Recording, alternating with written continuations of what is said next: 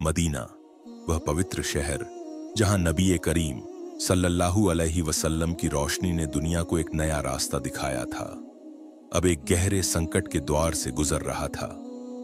हजरत उमर रजी अल्लाह ताला अन्हु की शहादत ने मुसलमानों के दिलों को दुख की गहरी घाटी में धकेल दिया था। मस्जिद नबवी की दीवारें, जो कभी सहाबा की एकता की गवाह थीं, अब एक नई जिम्मेदारी के इंतजार में थीं। मदीना के लोग और बड़े सहाबा एकत्र हुए और लंबे विचार विमर्श के बाद हजरत उस्मान बिन अफ़्फ़ान रजी अल्लाह ताला अन्हु को इस्लाम का तीसरा खलीफा चुना गया। हजरत उस्मान, जिन्हें उनकी उदारता, सौम्य स्वभाव और नबी सल्लल्लाहु अलैहि वसल्लम के प्रति अटूट समर्पण के लिए जाना जाता था, ने वह अमानत संभाली जिसके तहत इस्लाम का सूरज हजरत अबू बकर और हजरत उमर के दौर में पहले ही दुनिया के कोने कोने में चमक रहा था। उनके कंधों पर अब वह जिम्मेदारी थी जिसे निभाने के लिए उन्हें हर कदम पर अल्लाह की मदद और सहाबा की वफादारी की जरूरत थी। हजरत उस्मान की खिलाफत का शुरुआती दौर विजय और समृद्धि का दौर था। उनकी अगुवाई में मुस्लिम फौजों ने इस्लाम का परचम और बुलंद किया। मिस्र, जो पहले ही इस्लामी शासन के अधीन था, अब और मजबूत हुआ। वहां से मुस्लिम सेनाएं उत्तरी अफ्रीका के रेगिस्तानों और तटों की ओर बढ़ीं। रोमन साम्राज्य, जो कभी दुनिया की सबसे बड़ी ताकत था, अब इस्लाम की बढ़ती शक्ति के सामने कमजोर पड़ रहा था। अब्दुल्लाह बिन साद रजी अल्लाह ताला अन्हु, जो हजरत उस्मान के सौतेले भाई और एक निपुण सेनापति थे, ने अपनी फौज के साथ अफ्रीका में कदम रखा। वहां के रोमन सैनिकों ने कड़ा मुकाबला किया। स्थानीय कबीले, जिन्हें अपनी आजादी की आदत थी, ने भी इस्लामी सेना का विरोध किया, लेकिन मुस्लिम फौजों का जज्बा और उनकी रणनीति इतनी मजबूत थी कि कोई भी उनके सामने टिक न सका। एक के बाद एक त्रिपोली, ट्यूनिस और आसपास के इलाकों पर इस्लामी झंडा लहराने लगा। यह केवल सैन्य विजय नहीं थी, यह इस्लाम का वह संदेश था जो इन जमीनों के लोगों तक पहुंचा और उनके दिलों में एकता और भाईचारे की भावना जागृत हुई। उत्तरी अफ्रीका की फतह के साथ साथ मध्य एशिया के विशाल मैदानों और पहाड़ों में भी इस्लाम का आलम बुलंद हुआ। खुरासान, जो सासानी साम्राज्य का एक महत्वपूर्ण हिस्सा था, मुस्लिम सेनाओं के अधीन आ गया। वहां से फौजें और आगे बढ़ीं और ट्रांसऑक्सियाना के क्षेत्र, जो आज के उज़्बेकिस्तान, ताजिकिस्तान और कजाकिस्तान के हिस्से हैं, इस्लामी शासन का हिस्सा बन गए। ये इलाके, जो कभी प्राचीन सभ्यताओं और तुर्की कबीलों के गढ़ थे, अब खलीफा की हुकूमत के तहत एक नई पहचान पा रहे थे। दूसरी ओर हिंदुस्तान की सरजमीन, जो आज का पाकिस्तान है, भी इस्लाम की रोशनी से जगमगाने लगी। बलूचिस्तान और सिंध के प्रांतों में मुस्लिम फौजों ने स्थानीय शासकों को हराया और वहां इस्लामी शासन की नींव रखी गई। इन फतहों ने इस्लामी साम्राज्य को एक ऐसी विशालता दी जो पूर्व में मध्य एशिया के रेगिस्तानों से लेकर पश्चिम में अफ्रीका के समुद्री तटों तक फैली हुई थी। हजरत उस्मान का शासन केवल सैन्य विजयों तक सीमित नहीं था। उन्होंने एक ऐसा काम किया जो इस्लाम के इतिहास में हमेशा याद रखा जाएगा। उस समय कुरान पाक की विभिन्न प्रतियां अलग अलग इलाकों में मौजूद थीं और उनमें छोटे मोटे अंतर लोगों के बीच भ्रम पैदा कर सकते थे। हजरत उस्मान ने इस खतरे को भांप लिया। उन्होंने हजरत जैद बिन साबित रजी अल्लाह ताला अन्हु की अगुवाई में एक समिति बनाई, जिसने कुरान को एक मानक रूप में संकलित किया। इस प्रक्रिया में नबी सल्लल्लाहु अलैहि वसल्लम के समय की मूल प्रतियों और सहाबा की स्मृति का सहारा लिया गया। कुरान की मानक प्रतियां तैयार की गईं और उन्हें मदीना, मक्का, कूफा, बसरा और दमिश्क जैसे प्रमुख शहरों में भेजा गया। यह काम इस्लाम की एकता और पवित्रता को बनाए रखने में एक मील का पत्थर साबित हुआ। आज भी दुनिया भर में पढ़ा जाने वाला कुरान उसी मानक प्रति का हिस्सा है जो हजरत उस्मान के दौर में तैयार की गई थी। लेकिन हर स्वर्णिम युग में कुछ ऐसे पल आते हैं जो इतिहास को एक नया मोड़ दे देते हैं। मदीना की एक शांत दोपहर में हजरत उस्मान एक कुएं के पास बैठे थे। उनके हाथ में वह अंगूठी थी जो नबी सल्लल्लाहु अलैहि वसल्लम की थी। यह अंगूठी पहले हजरत अबू बकर, फिर हजरत उमर और अब हजरत उस्मान के पास थी। यह सिर्फ एक अंगूठी नहीं थी, यह खलीफा की अमानत और इस्लाम की एकता का प्रतीक थी। हजरत उस्मान शायद अपने विचारों में खोए हुए उस अंगूठी के साथ खेल रहे थे। अचानक उनके हाथ से वह अंगूठी फिसल गई और कुएं की गहराई में खो गई। यह छोटी सी घटना एक बड़े तूफान का संकेत बन गई। हजरत उस्मान ने तुरंत कुएं को खाली करवाने का हुक्म दिया। मजदूरों ने दिन रात मेहनत की, कुएं का पानी निकाला, कीचड़ हटाया, लेकिन अंगूठी का कोई अता पता नहीं चला। मदीना की गलियों में यह खबर जंगल की आग की तरह फैल गई। कुछ लोगों ने इसे एक बुरा शगुन माना, कुछ ने कहा कि यह खलीफा की कमजोरी का प्रतीक है। यह वह पल था जब इस्लामी साम्राज्य की एकता में पहली बार सेंध लगी। इस घटना के बाद मुसलमानों के बीच मतभेद और असंतोष की चिंगारी सुलगने लगी, जो जल्द ही एक भयंकर आग का रूप लेने वाली थी। हजरत उस्मान के कुछ फैसलों ने इस आग को और भड़काया। उन्होंने अपने रिश्तेदारों को महत्वपूर्ण पदों पर नियुक्त किया, जो उनके शासन के सबसे बड़े विवादों में से एक बना। अब्दुल्लाह बिन साद, जो उनके सौतेले भाई थे, को मिस्र का गवर्नर बनाया गया। मुआविया बिन अबी सुफियान, जो बनी उमैया के एक प्रभावशाली नेता थे, को सीरिया का शासन सौंपा गया। वलीद बिन उकबा, जो हजरत उस्मान के एक और रिश्तेदार थे, को कूफा का गवर्नर बनाया गया। लेकिन वलीद की एक गलती ने लोगों का गुस्सा भड़का दिया। एक दिन उन्होंने नशे की हालत में नमाज पढ़ाई, जो इस्लाम के सिद्धांतों के खिलाफ थी। कूफा की जनता ने इसकी शिकायत मदीना तक पहुंचाई और हजरत उस्मान को वलीद को हटाना पड़ा। लेकिन यह घटना लोगों के दिलों में एक गहरी टीस छोड़ गई। इन गवर्नरों पर भ्रष्टाचार और खजाने के दुरुपयोग के आरोप लगने लगे। मिस्र, कूफा और बसरा जैसे शहरों से खबरें आने लगीं कि गवर्नर धन का बंटवारा निष्पक्ष तरीके से नहीं कर रहे। कुछ लोग कहते थे कि ये गवर्नर अपनी ताकत का दुरुपयोग कर रहे हैं और आम मुसलमानों के हक को मार रहे हैं। मदीना में ये बातें हजरत उस्मान तक पहुंची, लेकिन उनके जवाब ने लोगों को और नाराज किया। इमाम अली अलैहिस्सलाम, जो नबी सल्लल्लाहु अलैहि वसल्लम के चचेरे भाई और दामाद थे, ने इस स्थिति को सुधारने की कोशिश की। उन्होंने हजरत उस्मान को एक पत्र भेजा जिसमें नबी सल्लल्लाहु अलैहि वसल्लम की एक हिदायत का जिक्र था। इस हिदायत में गवर्नरों को धन का सही बंटवारा करने का आदेश था। लेकिन हजरत उस्मान ने जवाब दिया, मुझे इसकी जरूरत नहीं। यह जवाब कई लोगों को नागवार गुजरा और उनके खिलाफ असंतोष बढ़ने लगा। लेकिन सबसे बड़ा विवाद तब हुआ जब हजरत उस्मान ने मरवान बिन अल हकम को वापस बुलाया। मरवान और उनके पिता को नबी सल्लल्लाहु अलैहि वसल्लम ने मदीना से निर्वासित कर दिया था। उनकी वापसी ने मुसलमानों के बीच गहरी नाराजगी पैदा की।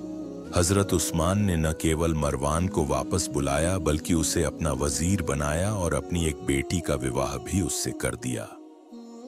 मरवान की सत्ता में वापसी ने लोगों को यह सोचने पर मजबूर कर दिया कि हजरत उस्मान अपने रिश्तेदारों को तरजीह दे रहे हैं। मरवान की सलाहें, जो अक्सर पक्षपातपूर्ण होती थीं, ने हजरत उस्मान के लिए और मुश्किलें खड़ी कर दी। मदीना की गलियों में उनके खिलाफ आवाजें बुलंद होने लगीं। कुछ लोग खुलकर कहने लगे कि खलीफा की नीतियां इस्लाम के सिद्धांतों से भटक रही हैं। कई बड़े सहाबा भी हजरत उस्मान की नीतियों से नाखुश थे।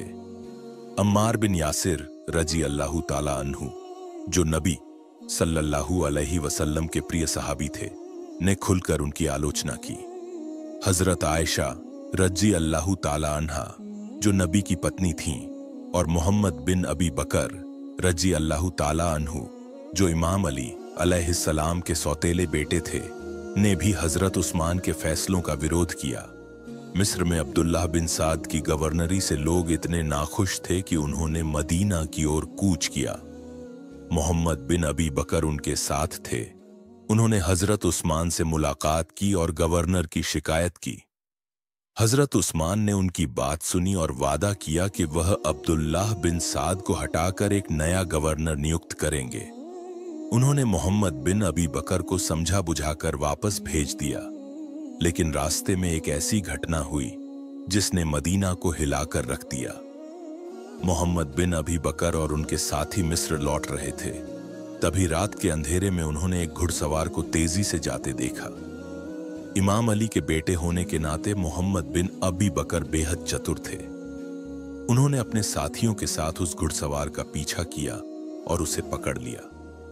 उसकी तलाशी में एक पत्र मिला जिसमें लिखा था, जैसे ही मोहम्मद बिन अबी बकर मिस्र पहुंचे उसे मार दो।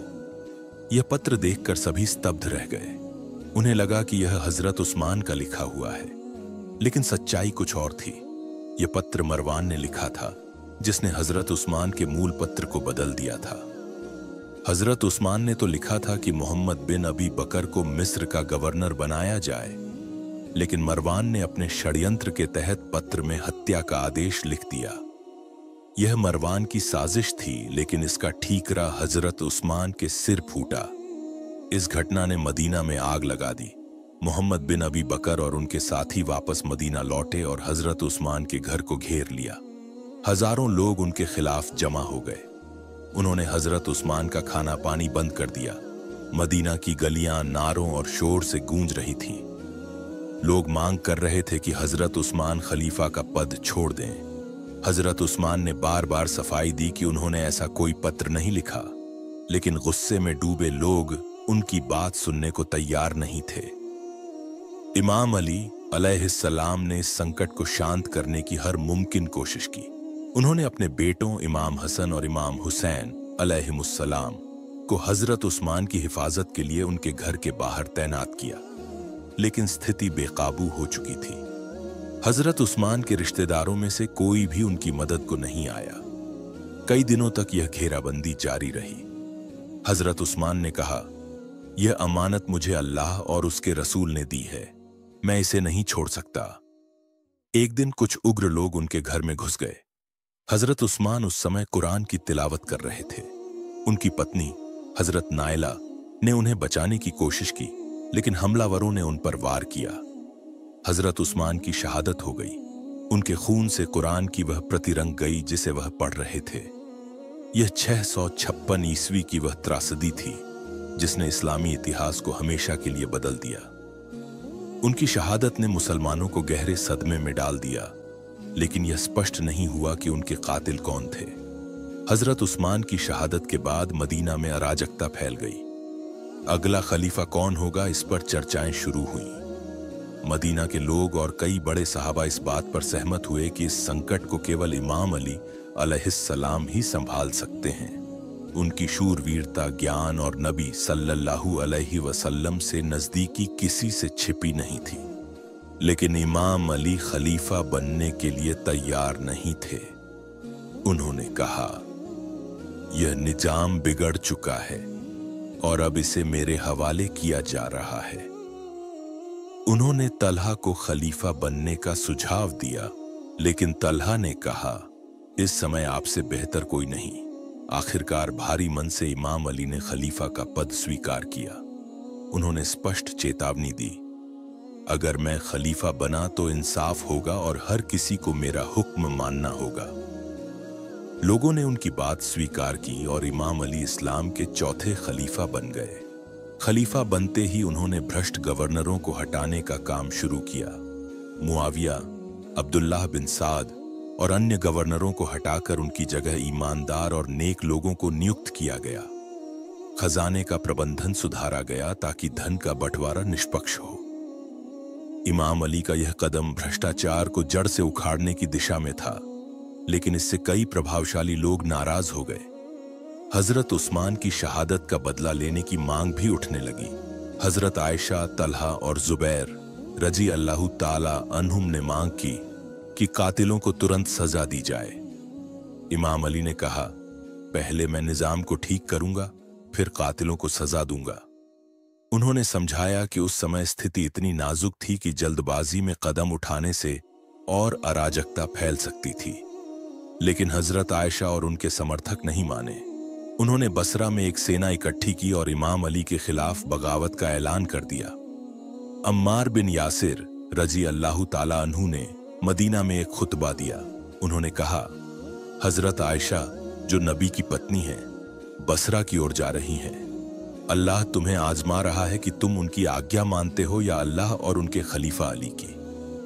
उन्होंने नबी की हदीस याद दिलाई जिसमें कहा गया था कि अम्मार सिर से पांव तक ईमान से भरे हैं। इमाम अली ने इस टकराव को टालने की पूरी कोशिश की। वह कूफा से बसरा गए ताकि हजरत आयशा को समझा सकें, लेकिन बात नहीं बनी। रास्ते में हब नामक जगह पर कुत्तों ने हजरत आयशा पर भौंकना शुरू किया। यह सुनकर वह ठिठक गई, क्योंकि नबी सल्लल्लाहु अलैहि वसल्लम ने कहा था कि उनकी एक पत्नी पर हब के कुत्ते भौंकेंगे। हजरत आयशा रुकना चाहती थीं, लेकिन जुबैर ने उन्हें आगे बढ़ने के लिए मना लिया। बसरा के मैदान में दोनों सेनाएं आमने सामने थीं। इमाम अली ने जुबैर को सामने देखा और उन्हें नबी की भविष्यवाणी याद दिलाई।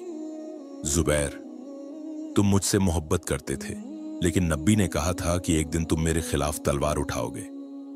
यह सुनकर जुबैर का दिल पिघल गया और वह जंग छोड़कर चले गए, लेकिन रास्ते में एक व्यक्ति ने उनका कत्ल कर दिया। इमाम अली ने उस कातिल को दोजख की सजा की चेतावनी दी। इमाम अली ने हजरत आयशा के भाई मोहम्मद बिन अबी बकर को उनके पास भेजा ताकि वह उन्हें समझाए, लेकिन हजरत आयशा नहीं मानी।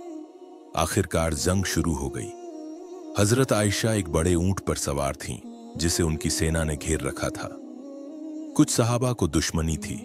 एक सहाबी अब्बू बकर को नबी की हदीस याद आई, वह कौम तरक्की नहीं कर सकती जिसका नेता औरत हो। उन्होंने इमाम अली का साथ दिया। जंग तेज हो गई। इमाम अली ने हजरत आयशा के ऊंट को निशाना बनाया। इमाम हसन अलैहिस्सलाम ने तेजी से ऊंट की टांगें काट दी। हजरत आयशा गिरने लगीं, तभी मोहम्मद बिन अबी बकर ने उन्हें बचाया और अपने घोड़े पर बिठाया।